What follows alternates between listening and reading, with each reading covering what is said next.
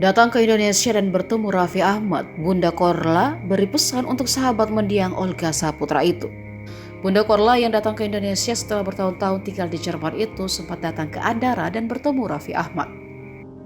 Wanita yang akan menggelar meet and greet di W Super Club pada 21 Januari 2023 itu juga mengingatkan Raffi untuk tidak terlalu mengejar materi.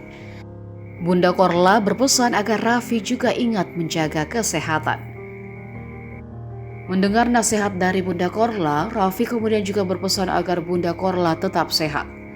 Walaupun namanya justru melejit setelah sering live dari Jerman untuk membagikan keseharian dengan cara yang seru, Bunda Korla sebenarnya dulu pernah membintangi beberapa judul sinetron dan menjadi model video klip.